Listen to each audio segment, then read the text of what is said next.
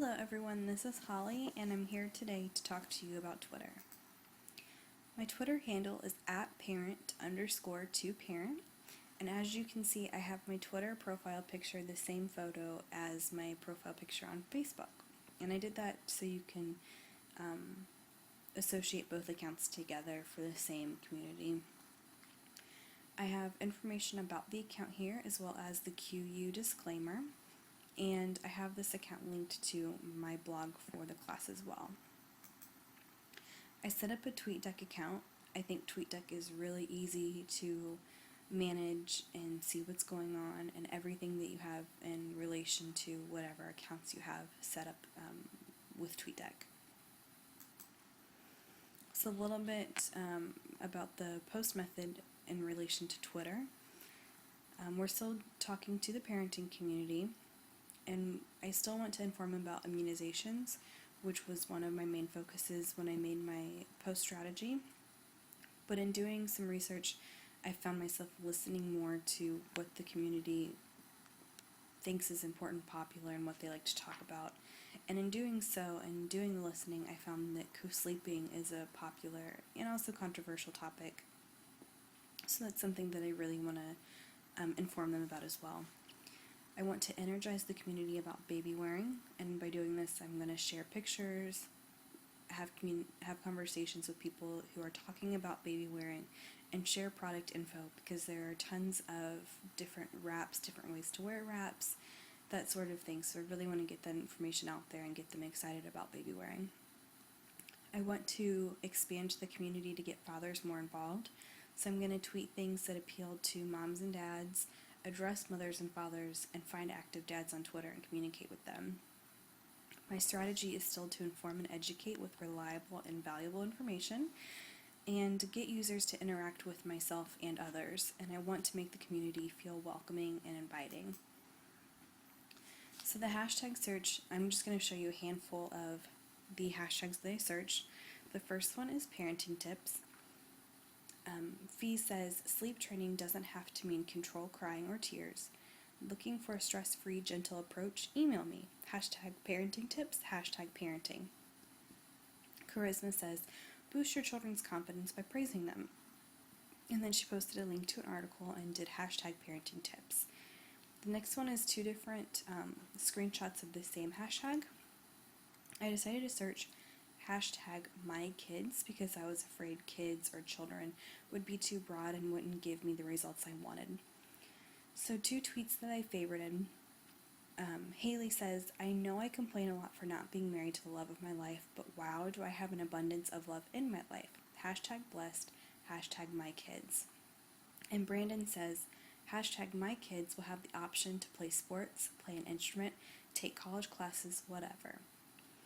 Then I hashtag searched immunizations, and this is something, like I mentioned earlier, something that I want to inform the community about.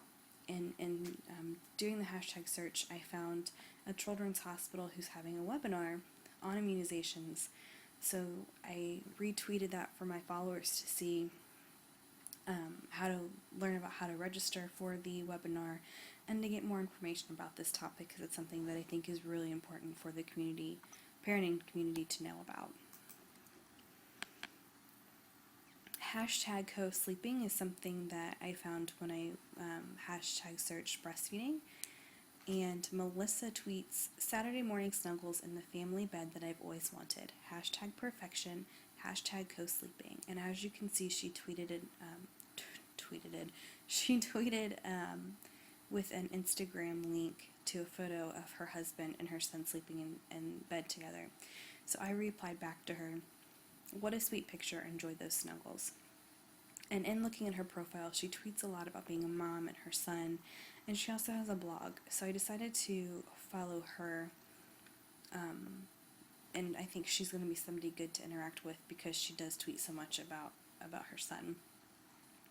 Then I did a hashtag search for baby wearing, which is like I said, I want to get the community energized about this topic. And Photobug Mama says, baby boy gets his wish tonight. Hashtag baby wearing, or should I say hashtag toddler wearing, ha ha ha. And once again, she posted an Instagram picture of herself baby wearing her son.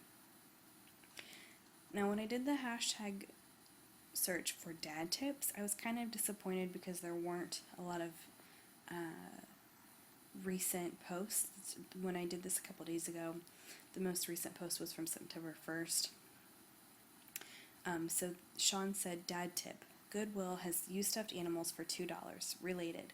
Kids can't tell when something is from Goodwill. Hashtag dad tips. Hashtag modern dads. And then down below, Dennis tweets, do buy the expensive ones. Cheap ones are too small and difficult to use. Hashtag dad tips. And here he's talking about the things that you put in your cabinets so your kids can't get in them and get into everything. I followed a good amount of brands that are really relevant in the parenting community.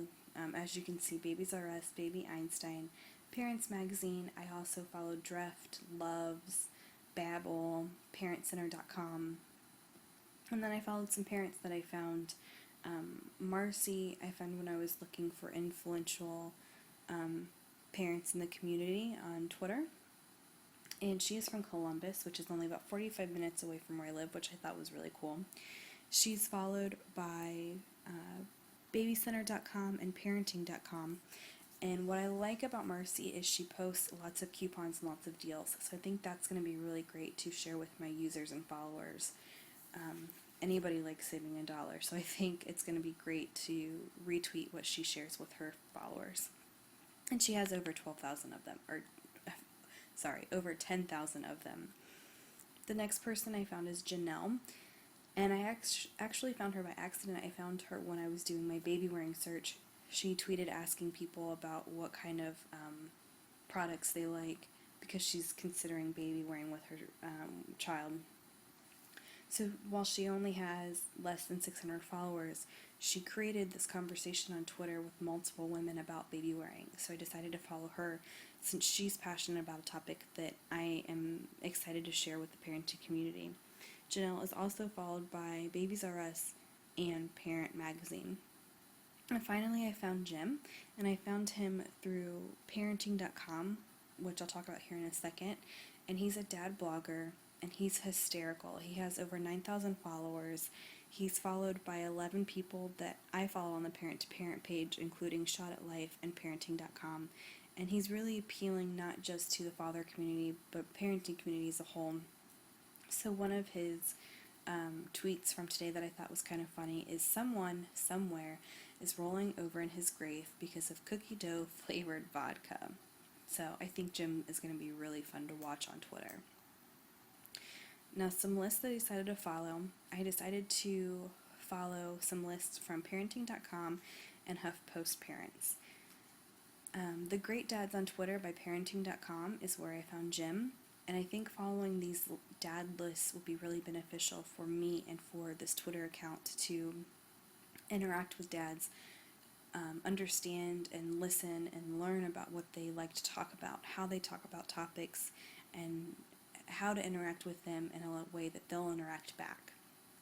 And then I follow Parenting Experts by HuffPost Parents, and this list will be beneficial, I think, because they have tips for various age groups. It's harder for me to connect with parents who have older children because my son's only 5 months old, so I think this list will be a great way for me to learn how to connect with parents who have older children. Some of the tweets that I have, I tweeted a link to the Facebook page. I retweeted things from other brands about Thanksgiving activities, tips for teaching your kids things, a sweepstakes tweet from Babies R Us. I posted a video from Loves. I posted a video about co-sleeping. I posted the webinar on the immunizations.